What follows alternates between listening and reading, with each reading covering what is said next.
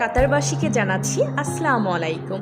আজকে আমি চলে এসেছি রেড ক্যাপ মাটির হাড়ির স্বাদ রেস্টুরেন্ট থেকে, এবং এটার একজ্যাক্টলি লোকেশন হচ্ছে আপনার ফিরোজ আব্দুল আজিজ হট বেকারির পাশে এবং ভিআইপি জিমের অপোজিট সাইডে, একদম মেন রোডের সাথে। চলুন দেখিয়ে দিচ্ছি রেড ক্যাপ মাটির হাড়ির স্বাদ রেস্টুরেন্টে কি আজকের ইফতারির আইটেম এবং সেহরির আইটেম আছে। আর আশা করছি আমাদের এই রেড ক্যাপ মাটির হাড়ির স্বাদ রেস্টুরেন্টে এসে অবশ্যই আপনারা ভালো সার্ভিস পাবেন। চলুন আপনাদের দেখিয়ে দিচ্ছি আজকের আইটেমগুলো।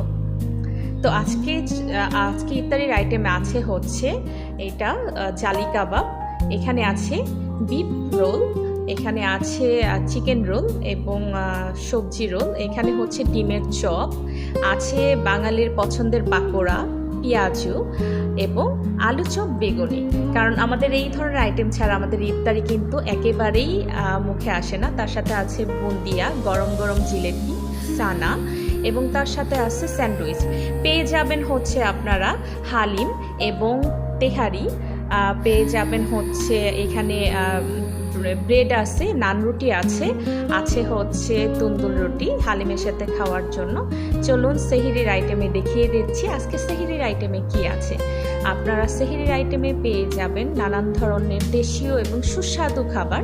তো এই খাবার খেতে হলে অবশ্যই মাটির হাড়ির স্বাদে চলে আসতে হবে রেড ক্যাপ রেস্টুরেন্ট মাটির হাড়ির স্বাদে। আর এটার লোকেশন তো বলেই দিয়েছি, আসুন দেখিয়ে দিচ্ছি আজকের সেহরির আইটেমের খাবারগুলো কি আছে। আর আপনাদের অবশ্যই এই খাবারগুলো খেয়ে আপনারা একদম দেশীয় স্বাদ পাবেন, ঘরোয়া স্বাদ পাবেন আশা করছি। তো আসুন চলুন আপনাদের দেখিয়ে দিচ্ছি।